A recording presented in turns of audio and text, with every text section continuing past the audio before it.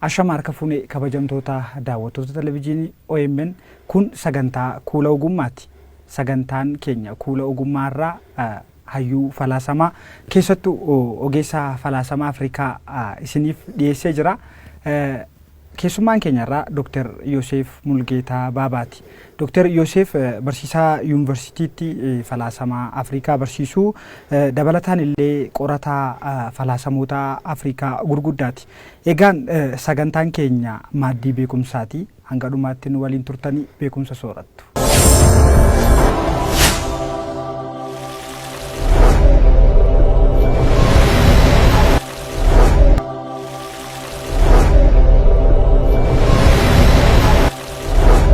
Ayyee Dr. Bagana gaan dhuftan. Bagana gaan eeddan. Egaan akkuma nama dubbachuuf yaale ogummaan keessan gama falaasamaa keessatti keessattuu gama falaasamaa Afrikaatiin jechuudha. Mee jalqabumaan waa'ee falaasamaatti baay'inaan utuun seeniin ilaalchi hawaasni keenya yookaan namni hedduun keessattuu Afrikaa keessatti falaasamaaf qabu barnoota nama maraachuu, barnoota toorarraa nama kaachisuu, barnoota amantii irratti illee ilaalcha irratti illee dhiibbaa qabu godhameetu yaadama. Hawaasni ijoollee masaayyuu barnoota kana akka baratan hin fedhu baay'inaan. Dhiibbaa sana cabsuu akkamiin dandeessan? Digiriin keessan tokkoffaan, lammaffaan, sadaffaan barnootuma kana? Barnoota kana digirii tokkoffaa, BA, digirii lammaffaa, MA, digirii sadaffaa illee PhD sumaanan fudhadhe. Xiina amantiidhaan illee akkasuma teoloojii isa nuyi jennuuni isaanis digirii tokkoffaan qaba biyya Urbaanana Yuunivarsiitii Roomiidhaan fudhadhe. Argitee yeroo baay'ee nuyi gaaffiiwwan ambiroo fundamental questions kan jedhamu jira. Gaaffiiwwan ambiroo, gaaffiiwwan bu'uuraawwaa gaafachuun uumama dhala namaati. Falaasamnis isarraa madda. Fakkeenyaaf namoota tokko yoo argiteetta ta'e falaasamni maali jettee gaafa gaafattu barsiisonni falaasamaas haa ta'anii warri karaa falaasamaa leenjifamanii namoonni kitaabota adda addaa dubbisanii jechi falaasama jedhu jechoota Giriikii lamarraa dhufe. Fiiloo jechuun jaalala. Soofiyaa jechuun immoo ogummaa. Kanaafi jaalala ogummaa jedhanii hiiku. Kuni garuu baay'ee dhiphoodha falaasama hiikuudhaaf. Maaliifan siin jedhee waa'ee falaasamni gaaffiiwwan ambiroo gaafata gaafa jennu wanta tokkotu jira. Isa kana ibsuudhaafi tarii namoonni nu ilaalanis nu dhaggeeffatanis sirriitti akka hubatanii fi mee fakkeenya tokkoon sii kenna. Waa'ee falaasama. Namichatu maal seete? Namichatu hindaanqoo horsiisa.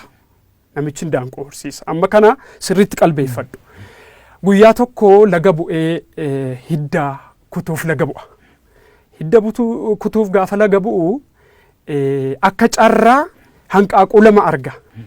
Hanqaaquu lamaan kuni hanqaaquu ijoo biraati. Beektaa? Hanqaaquu ijoo biraati. Isa booda hanqaaquu ijoo biraa kana hidda sana muree gaafa gara manaatti deebi'u kan puuphaa yookaan hanqaaquu indaanqoo wajjin waliin makee booda guyyaa 21 booda indaanqoon kun iyyaasti. Waggaa 2 booda egaa waggaa 2 guutuu indaanqoo kana wajjin jiraate guddate. Ijoo biraa jechuudha. Booda waggaa 2 booda garuu gaaffii tokko gaafatan indaanqoowwan kana lukkuuwwan kana maal jedhee gaafata? Ol ilaalanii beektaa lamaan isaanii. Maaliif nuyi akka warra joobiroota kanaa hin balaliinu jennaan nuyi uumamni keenya akkasii balali'uu hin dandeenyu. Isa booda joobiroonni kun lamaan indaanqoo wajjin akkuma dhalatanitti yaa'anitti puuphaa keessaa dhiifama guddatanii du'anii jedhama. Maal si argisiisa? Utuu hin barrisin garuu uumamni isaanii barrisuudha. Kun maal si argisiisa beektaa? Gara falaasamaatti gaafa fiddu takka namoonni keenya gaaffiiwwan ambiroo yookaan immoo fundamental questions isa jedhuun gaafatan. Kun immoo falaasaa ta'uun yookaan immoo philosopher isa nuyi jennu isa ta'uun uumamuma namaati. Gaaffiiwwan fakkeenyaaf argiteetta yoo ta'e sabni kamiyyuu waa'ee dinagdee, waa'ee amantii, waa'ee siyaasaa, waa'ee hawaasummaa wanta jedhu qaba. Kun hundumtuu eessarraa maddee dhufe yoo jette falaasamarraa dhufe. Garuu namoonni keessatti iyyuu biyya keenya keessatti namoonni baay'een karaa dogoggoraatiinidha kan isaan hubatan. Maaliif gaaffiiwwan akkasii gaaffiiwwan falaasamaa gaafachuun uumama dhala namaati. Uumamumaan kan nuyi argannedha. Fakkeenyaaf akka falaasama Oromootti ximbeekumsi yookaan epistemoloojii inni nuyi jennu ximbeekumsi maddi isaa lama. Tokko muuxannoo jireenyaarraa argatta. Tokko immoo innate knowledge isa nuyi jennu beekumsa uumama. Beekumsa uumamaa kana karaa ayyaana arganna jenneeti kan nuyi beeknu. Toggoowwan jechuun pillars. Falaasama Oromoo keessatti toggoowwan xiinjireenya Oromoo ontoloojii keessaa tokkoma fakkeenyaaf ayyaanadha. Ayyaana kanaan nuyi dhugaan addunyeessaan universal truth akka jiru fakkeenyaaf beekna. Kanaaf gaaffii akkasii gaafachuun uumamuu dhala namaati. Namni nama ta'ee gaafa dhalatu gaaffii gaafata. Gaaffiin kun immoo gaaffii adda garaa ta'uu danda'a. Fakkeenyaaf ijoollee xixiqqoo yoo fudhattee ilaalte ijoollee xixiqqoo mataan isaanii gaaffii gaafatu. Achirraa madda falaasamni bari. Maaliif gaaffii gaafatta? Gaaffii fakkeenyaaf ijoolleedhuma waggaa 3, waggaa 4, waggaa 5 yoo fudhattee ilaalte haadholii isaanii yookaan nama arganni nama guddaa kun maalidha? Ayyo kun maali? Jedhanii gaafatu. Kun maal si argisiisa? Dhalli namaa uumamaan by nature gaaffii gaafata. Utuu dubbannu falaasama keessatti deebii caalaa gaaffiidha barbaachisummaa kan qabu. Maaliif iseete? Wanta tokko gaaffii sana sirriitti nu banne taanaan akkatti deebii sirrii itti laattuu hin qabdu. Takka fakkeenyaaf deebii kan hin barbaachisne jiru. Deebii kan hin barbaachisne. Fakkeenya sii kenna. Fakkeenyaaf namni tokko dhufee si gaafata. Yookaan deebisaa deebisuu kan hin dandeenye. Fakkeenyaaf jalqaba buuphaa hanqaaquu moo handaanqoo dura ture yoo siin jedhee waan akkasii akkatti deebistuu hin qabdu. Amantiidhumaan fudhatta. Yookaan Waaqayyo yookaan Rabbi maqaa addaa garaa fayyadami. Inni kaan gooddeedha, inni kaan Egziyaabeeridha, inni kaan Maganoodha. Wanta tokko rakkoon qabu inni jalqabumaa kaasee Waaqayyo handaanqoo uumeera jedhee yoo amantiin fudhatte malee waan akkasii kana fakkeenyaaf deebisuu hin dandeessu. Garuu gaaffiiwwan kan seenaa, kan falaasamaa, kan amantii, kan dinagdee, kan siyaasaa, kan hawaasummaa gaaffiiwwan kana hundumaan gaafatta. Kun immoo uumama dhala namaati. Kanaaf karaa tokko yoo fudhatte ilaalte namni hundumtuu falaasaadha. Everybody is a philosopher. Everyone, I mean. Inna ilaa isa kanadha. Kanaaf dogoggoraan hubachuun sirrii miti. Fakkeenyaaf namoonni tokko sammuu kalaqa dhala namaa yookaan sammuu Rabbi sii kenneeni wanta dhugaa tokkorra gahuudha falaasamni. Utuu amantiitti hin hirkatin. Garuu namoonni tokko maal jedhanii mormuu beektaa? Amantii faith yookaan immoo religion haa jennu fi falaasamni wal mormaa jedhanii warroonni yaadan jiru. Contradict. Garuu kun sobadha. Maaliif beektaa? Maddi dhugaa hundumtuu Waaqayyo. Si argiteeta Waaqayyo madda dhugaati. Kanaaf maddi amantii Waaqayyoodha. Maddi beekumsa, maddi intellect sammuu Waaqayyo nuu kennes isa maddi isaa Waaqayyoodha. Kanaaf Waaqayyo immoo mataa isaa mormuu hin danda'u. God cannot contradict himself jenna. Magaa Dooktar falaasamni Afrikaa uummanni gurraacha baay'inaan uummata waaqa beekaa jennu. Waaqa jedhee akkasumaan dhaabbata amantii yookaan waan ta'e qabaachuu baatus jechuudha. Garuu falaasamnoonni gara biyya keessattuu kallattii dhiyaarraan dhufan Awurooppaa kuni baay'inaan yeroo dhiyootti keessattuu jiraachuu waaqaaf jiraachuu safuu yookaan jiraachuu kana manaan jettan ayyaana kana warroota mormanidha. Falaasamoonni namoota dhuunfaa hedduun jechuudha. Mee garaagarummaa falaasama gurraachotaa fi falaasama dhiyaati jenna moo garaagarummaa falaasama namoota dhuunfaati jenna isa kana? Ilaa kun maal sitti fakkaate? Falaasamni addunyeessaadha. Philosophy is universal. Fakkeenyaaf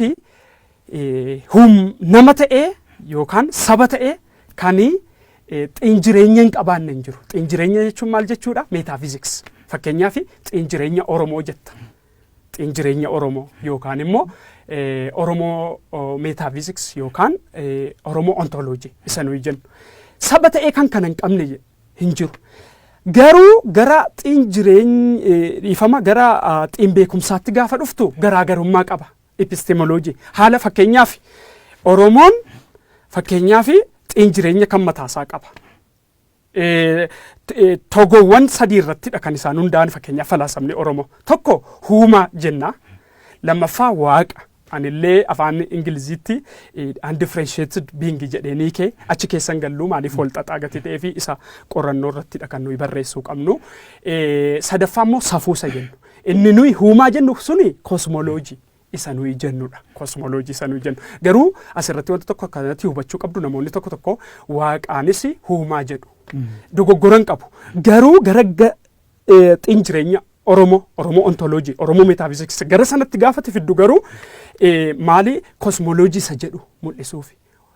Wantoota lubbuu qabeeyyiif lubbuu dhabeeyyii addunyaa kana keessa kan jiru hundumtuu huumaa jedhame beekama. Uumamni gara biraadha. Uumamni itti fufiinsa. Huumaa kan jedhu kun garuu kosmooloojii suma jedhamu kanadha. Akka jiru kanatti. Isattaansee immoo waaqayyo yookaan waaqa kan jedhu jira. Sadaffaa immoo safuu human ontology. Egaa falaasama Oromoo keessatti namni giddu galeessa. Anthropocentric jedhama kun. Maaliif beektaa asii fi madaallii gootee ilaalta. Karaa tokko kan huumaa kosmooloojii kana isa keessa jiraattudha. Karaa tokko immoo kan waaqayyoodha. Akkamitti waaqayyoon beekuu dandeenya isa jedhu immoo inni karaa ayyaanaati. Yeroodhaaf isa keessan galu. Garuu gara gaaffii keetti hin deebi'a. Kun akkamittiin dhufe yoo jette sabni hundumtuu sabni addunyaa kanarra jiru hundumtuu akkuma jalqaba irratti siifime uumamaanii gaaffiiwwan ambiroo kaasa. Gaaffiiwwan bu'uuraawwaa kaasa. Isarraa kaasee kan inni waa'ee addunyaasaa ibsu. Waa'een addunyaasaa kun immoo isa afaan Ingiliffaatiin world view ilaalcha addunyaa. Fakkeenyaaf sabni Oromoo akkaataatti of ilaalu, akkaataatti addunyaasaa ilaalu, akkaataatti saba gara biraa ilaaluu qaba. Saboonni addunyaa kana keessa jiran hundi isaanii wanta kana qabu. Garuu maal sitti fakkaate qaalluuwwan warra Awurooppaa warra Awurooppaa gaafa jennu western philosophers warri jedhaman kuni yeroo baay'ee argiteetta yoo ta'e nuuni falaasaman qabani jedhu. Sabni tokko falaasaman qabu jechuun nama miti jechuudha. Nama miti yoo jette immoo maal sitti fakkaata? Kanaafi bituu dandeessa, cunqursuu dandeessa, civilized isa jedhamu qaroomsuu dandeessa. Maaliif cubbuun qabu nama miti ka? Argite wanta ittiin achidha. Amma fakkeenyaaf fakkeenyuma baay'ee salphaan sii kenna. Ammati yoo gara hoteela deemte ittoo indaanqoo ajajatta. Ittoo indaanqoo gaafa ajajattu kana ittoo indaanqoo kana sii fidu. Dooroo weexisa jennu jechuudha. Isa sii fidu. Garuu bifa ishee si gaafatu sin gaafatan. Indaanqoo gurraatti haa taatu adii haa taatu. Maal sitti fakkaata? Kuni dhugaadhumaaf taanaan wallaaluma guddaadha. Maalirratti hundaa'anii bifarratti hundaa'anii halluu jedhama. Halluu irratti hundoofte namoota gurraachaaf adii karaa falaasamaa garaa gara baasuun sanyummaa gadheedha. Reesizim isa nuyi jennu. Kanaaf inni warri kuni falaasaman qabanii warri kun garuu falaasama qabu inni jedhamu kuni inni kun sanyummaadha. Hin qabu yoo jette sabni kun falaasaman qabu Afrikaan falaasaman qabu yoo jette nama miti jedhaa jirta. Garuu alaamamaa inni beektaa garaagarummaan isaa akkoo xiin beekumsa irratti malee xiin jireenya irratti miti. Fakkeenyaaf akkuma sila siin jedhee falaasamni addunyeessaadha. Dhugaa tokkicha akka inni jiru beektati. Fakkeenyaaf universal truth dhugaa tokkicha akka jiru beekta. Dhugaan addunyeessaa akka jiru beekta. Garuu haalatti nati dhugaa sana hiiktuu interpretation hubattu understanding addaa gara. Argite? Addaa gara ta'uu danda'a. Kanaaf fakkeenyaaf maaliif fakkeenyuma ammas fakkeenya gara biraa tokko siin kenna. Fakkeenyaaf gurraacha jenna fakkeenyaaf gurraacha. Aadaa Oromoo keessatti gurraachi humnaan oliiti. Qulqullummaa guddaadha. Kanaaf waaqa gurraacha jetta. Garuu namoota biratti saba gara biraa biratti tarii abaarsa ta'uu danda'a. Kuni ilaalcha addunyaati world view Weltanschauung isa nuyi jennu afaan Jarmaniin. Kanaaf garaagarummaa kan qabaatu jira. Garaagarummaa haala ittiin ati hiiktuu fi wanta sana haala ittiin itti hubattu addaa gara ta'uu danda'a. Garuu falaasamni yeroo hundumaa addunyeessaadha. Nuyis immoo kitaaba koo irratti ani yeroo baay'ee fakkeenyaaf kitaaba koo isa jalqabaa irratti isa kanadha. Falaasamni mataansaa maalidha isa jedhamu. Kun maal jedhama? Meetaafilosoofii isa nuyi jennudha. Maaliifi falaasamni mataansaa maalidha? Utuu isa sanan deebisin uummanni gurraachi yookaan Afrikaanonni falaasaman qaban jechuun sabni kuni ulaagaalee namummaan guutan isa jedhamutti dhufa. Kanaafuu falaasamni bu'uuraalee namummaa keessaa tokko haa jennu gaa. Mee ila yaadii falaasama Afrikaa fi falaasamoota Awurooppaa garaagarummaan isaanii baay'inaan akkuma isin amma jettan akkaataa sabaadhaan murtaa'uu danda'a. Garuu kaayyoon falaasama Afrikaa isin barsiisaa jirtan yookaan qorachaa jirtanii fi kaayyoon falaasama Awurooppaadha. Garaagarummaa bal'aa ni qabaataa. Galmi isaa tokko ta'uu hin danda'u falaasama waan ta'eef. Falaasamni gaaffii gaariidha kuni baay'ee beektoota baay'ee wajjin wal nu falmisiisaa beektaa. Maaliifi ogummaa barbaadu yookaan ogummaa jaallachuu isa jedhutti gaafa dhuftu nuyi amma garbummaa sammuu jala jirra. Mental slavery isa jedhamu. Maaliif beektaa garbummaa sammuu kana jala utuu jirtu falaasamni Afrikaa kaayyoon isaa saba kana akka dhuunfaattis haa ta'u akka Afrikaattis akka sabaattis bilisa baasuudha kan inni qabu garbummaa sammuu jala. Namoonni tokko garuu kun inni faayidaa maalii qabaa isa jedhamudha. Faayidaa guddaadha kan inni qabu. Maaliif isin jedhe beektaa? Fakkeenyaaf amma mee hubadhuuti ilaalati.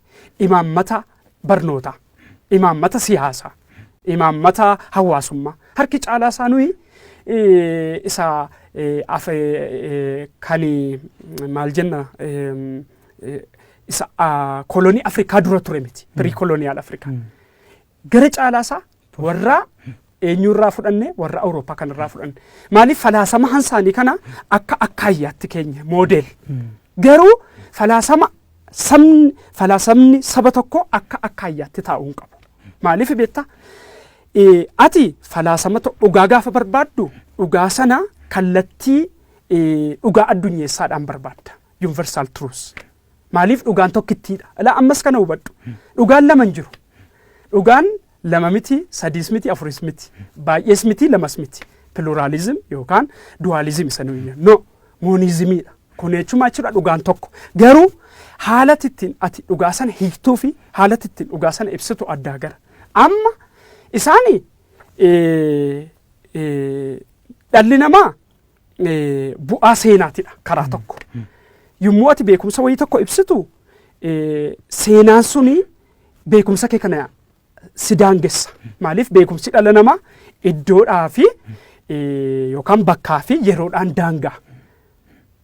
Bakkaa fi yeroodhaan daangaa beekumsi dhala namaa. Kanaaf hansaanii sunis daangummaa qaba.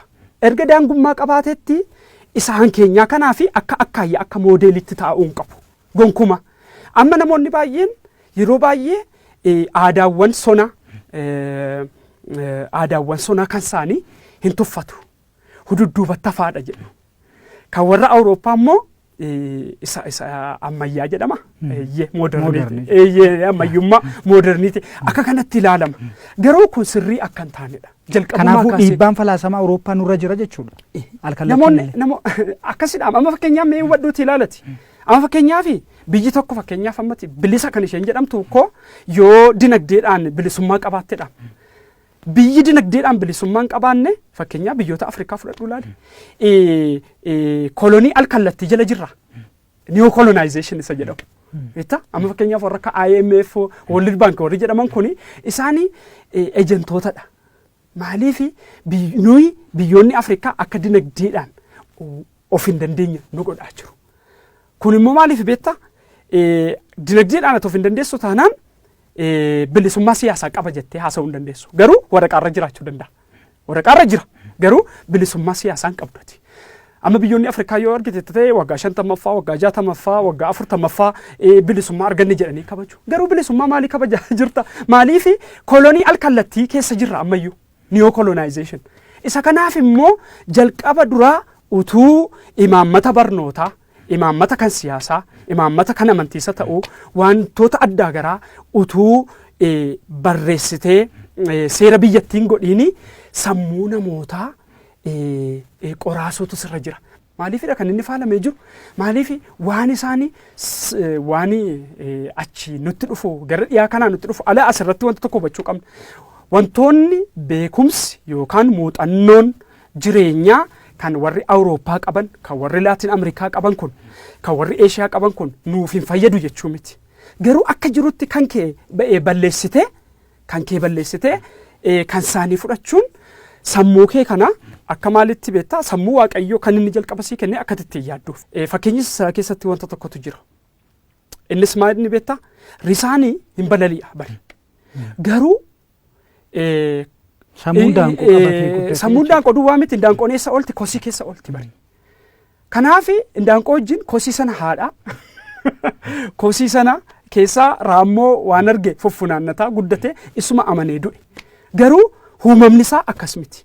Eenyummaan isaa akkas miti.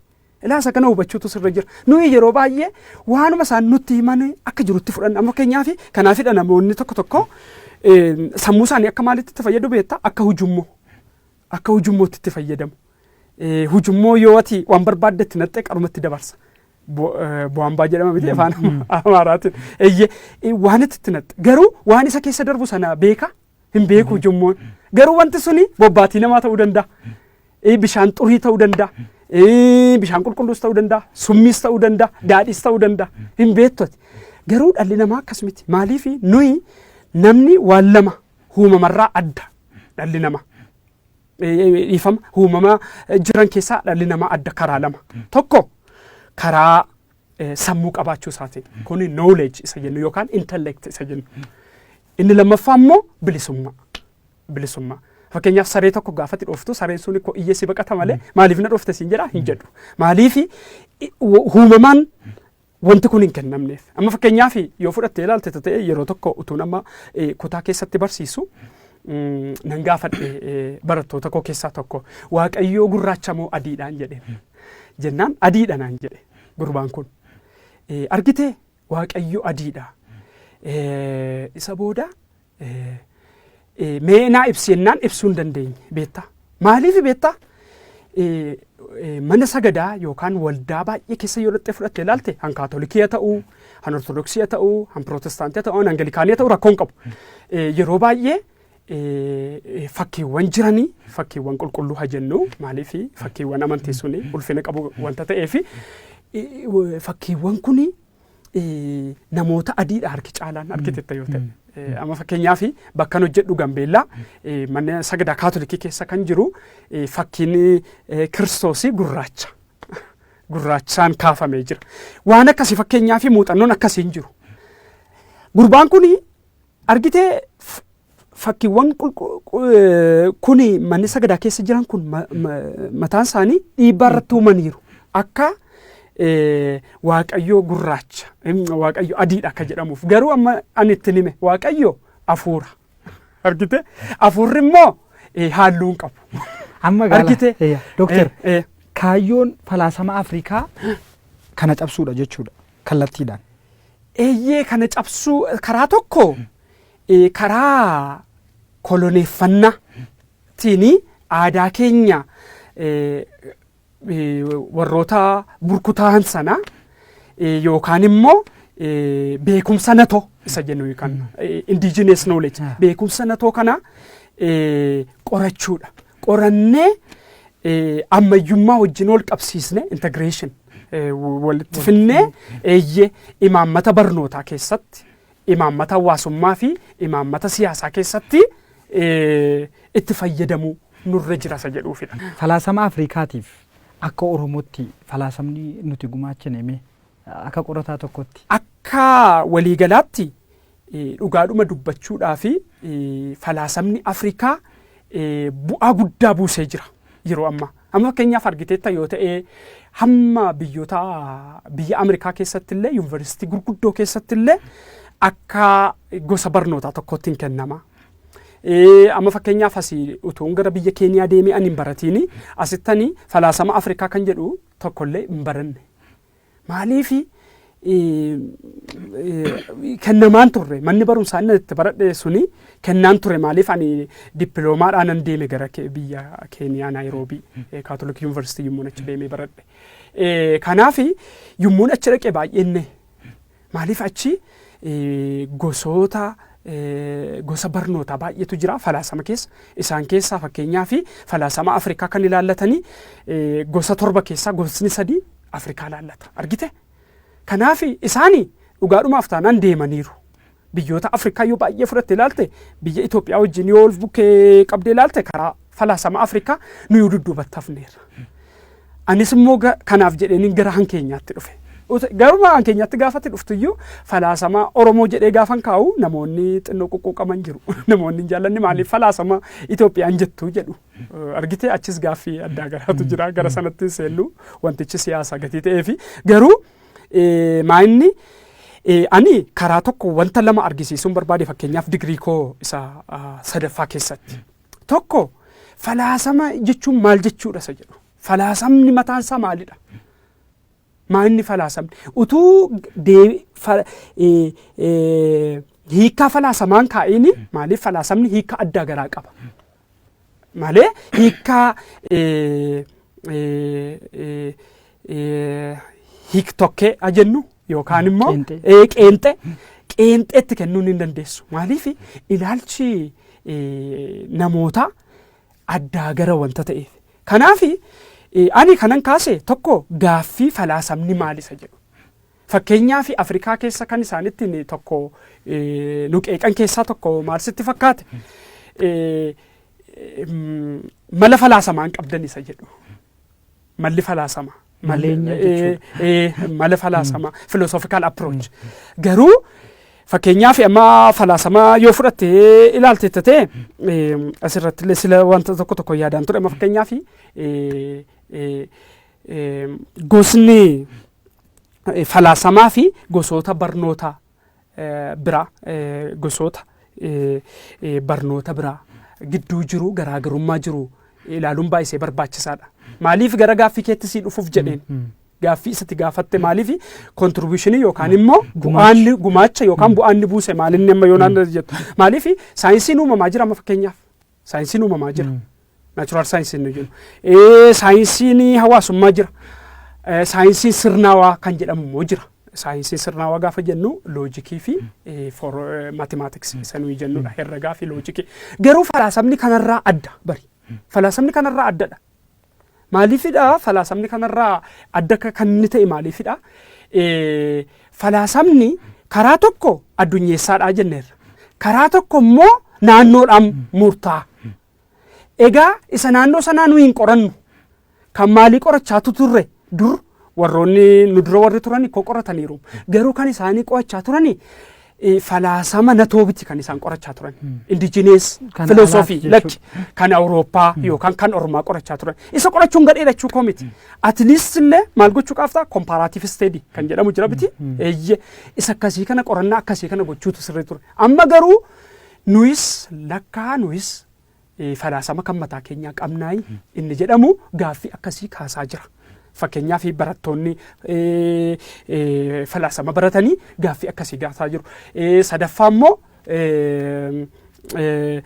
fakkeenyaaf kitaabonni waa'ee aadaa yookaan falaasama natoo irratti barreeffamanii fakkeenyaaf ani falaasama Oromoo irratti barreesseera kitaaba koo isa duraa keessatti yuunivarsiitiidhuma sanadha yookaan naa maxxansiise.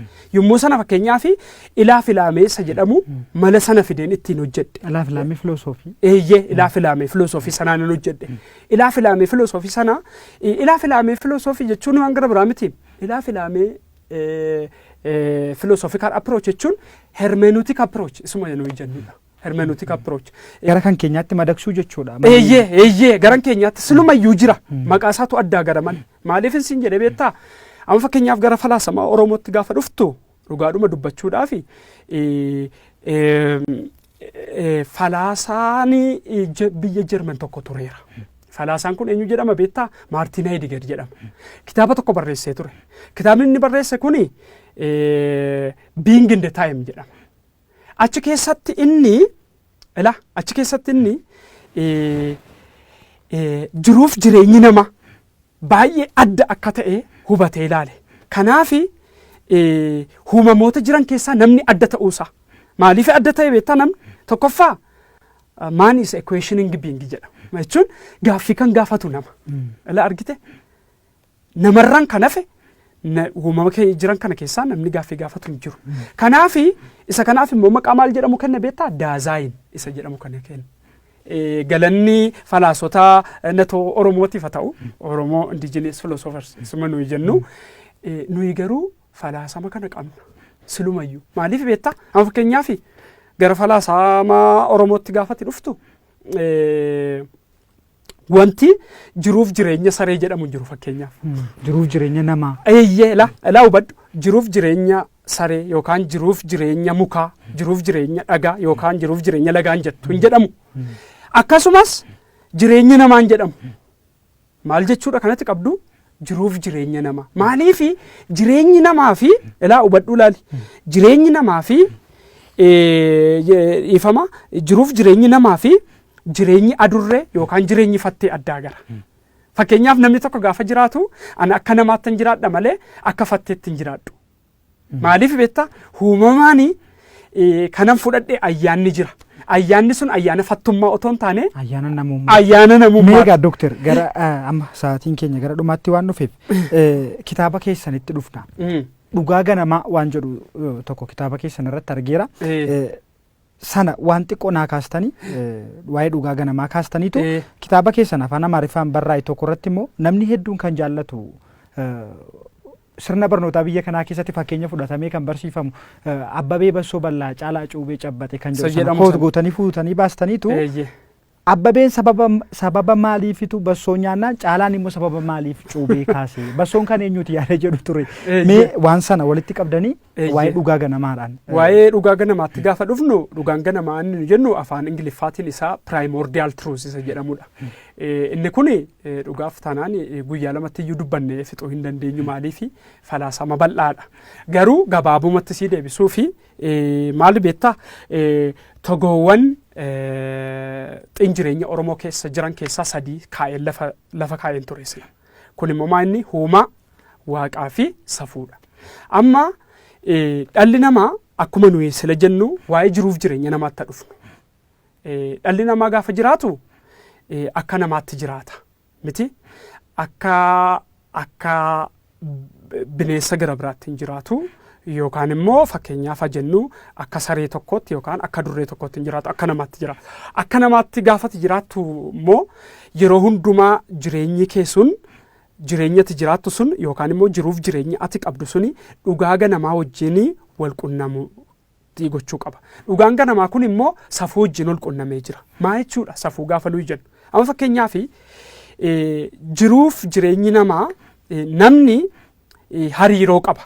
Hariiroo namni egaa hariiroon isaa kun karaa lamaan ibsama. Tokko hariiroonni uumaa wajjin qabu. Karaa biraa immoo hariiroonni waaqaa wajjin qabu. Hariiroo inni uumaa wajjin qabu kallattii afuriin beekama. Hariiroo jiruuf jireenyi namaa hawaasaa wajjin qabu. Hariiroo jiruuf jireenyi namaa uumamaa wajjin qabu. Hariiroo jiruuf jireenyi namaa maatiisaa wajjin qabu. Hariiroo jiruuf jireenyi namaa matayyaa yookaan individual qabu. Inni kun hariiroo jiruuf jireenyi namaa uumama, hawaasa, maatii fi matayyaa wajjin qabu seera namaa jedhamee beekama. Asiin immoo kun egaa maal jedhama? Kuni dalgee jedhama. Dalgee horizontaal hariiroo nuyi qabnu. Hariiroo oleen immoo jira vertikaal. Kan nuyi waaqayyoo wajjin immoo qabaannu immoo jira. Inni kun immoo seera waaqaa kan jedhamu safuu wajjin walitti dhufee jira. Amma gaaffiin xiin beekumsaa epistemological question kan ka'u jira. Akkamittiin nuyi fakkeenyaa fi hariiroo waaqaa wajjin qabnu kana kanii fakkeenyaa fi hariiroo nuyi waaqaa wajjin qabnu kuni addunyeessaadha. Inni kuni har'umeedha temporaal. Temporaal. Inni kun garuu dhaabbataadha. Akkamittiin immoo walitti araarsina isa jedhuuf immoo nuyi beekumsa addunyeessaa universal knowledge yookaan immoo dhugaa addunyeessaa universal truths kana ittiin beeknu maaliif karaa tokko akkuma sila jedhee falaasama natoo Oromoo keessatti ilaa hubadhu falaasama natoo Oromoo keessatti beekumsi karaa tokkoon muuxannoo jireenyaarraa dhufa. Garuu inni muuxannoo jireenyaa sanarraa dhufu immoo isa kan seera waaqa kan safuu kana wajjin walitti firoomsuun baay'ee barbaachisaadha. Isa kana immoo akkamittiin beekna yoo jenne namni gaafa uumamu beekumsa kana fudhatee dhalata. Kuni innate knowledge isa nuyi jennudha. Kanaaf dhalama fakkeenyaaf falaasama yookaan ilaalcha Oromoo keessatti kan sitti tolu Oromoon seera akka barbaadetti jijjiiraa hin tuma. Garuu safuun hin jijjiiramu dhaabbataadha. Kanaafidha seerri hundumtuu safuu miti kan nuyi jennu kanaaf safuu jijjiiruu hin dandeessu. Kanaaf egaa kun maaliif si gargaara wantoonni addunyaa kana keessa jiran hundumtuu heeraan kan naqamanii ta'anidha. Isaan kana karaa tokko muuxannoo jireenyaarraa fudhatta. Karaa tokko immoo uumamaan kanatti argatte beekumsi jira. Isaan kana baalaansi jechuudha madaaltee jiraachuu jechuudha. Kana madaaltee gaafati jiraattu gara kamitti dhuftaa gara dhugaa ganamaatti dhufuu keeti. Maaliif dhugaa ganamaa jechuun maal jechuudha karaa biraa wantoonni addunyaa kana keessa jiran marti cufti duuchi dhugaa ganamatti hin uumaman qabu. Dhugaa kana dabsuu jechuun seera waaqaa dabsuu jechuudha. Safuu dabsuu jechuudha. Safuu cabsuu jechuudha. Kanaaf isaan kana bitaaf mirga fuulduraaf dudduuba ilaaltee haala yerootiin wal madaalchistee jiraachuun dhugaa ganamaatti deebi'uudha. Dhugaa ganamaa dabsuu jechaan seera waaqaaf lafaa dabsuu darbii dabsuu bokkuu kana barreesseera ilaalcha Oromoo isa jedhu irratti barreesseera. Isa kanadha dhugaa ganamaa inni jedhamu. Namni yeroo hundumaa qoncooraa jennu yookaan cuubee baatee deemu yeroo hundumaa kan jeequmsa kaasusa. Biyya Itoophiyaa kana keessatti Oromoon argiteetta yoo ta'e seenaan Oromoo haalanni ittiin barraa'e haalanni ittiin boocame yoo argiteetta ta'e baay'ee nama gaddisiisa. Akka uummanni kun sabni guddaan kun waa'ee qaroominaa dhiisiiti akka bineensaatti nama ajjeesu. Maaliif hin qaroomne? Garuu inni qaroome immoo warra akka Abbabeefaa immoo maqaa dha'uun hin barbaachisu. Isaan immoo bassoo nyaatu. Bassoo dhugu. Isaan qaroomaniiru ka. Hankeenya garuu sadarkaa bassoo nyaachuu yookaan dhuguu irrallee hin geenye. Isa kana maal jechuuf karaa falaasamaa kaasee wanta sana qeequuf jedheenidha kanani kana fide saba tokko tuquuf miti.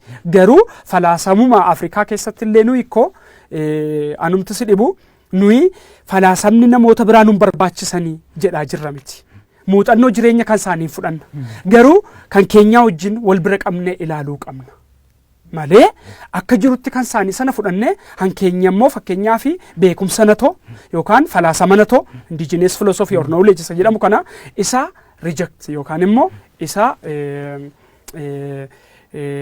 ignore gochuun nurra hin jiru isa jedhamudha. Guyyaa kan biraa wal argina jedhee mayyaada yeroo bal'aa qabanne keessummaa taatanii affeeramuu keessaniif guddaa sin galateeffanna. Tole anis isin galateeffadhaa ulfaadhaa. Kuula ogummaarraa kana fakkaata ture. Keessummaan keenya Dr. Yoosef turanii ani immoo Lalisaandirii Sadamin ture. Amma dhumaatti waan nu waliin turtaniif hedduu sin galateeffanna. Sagantaawwan OMN afaan kan biroo waliin turtii gaarii.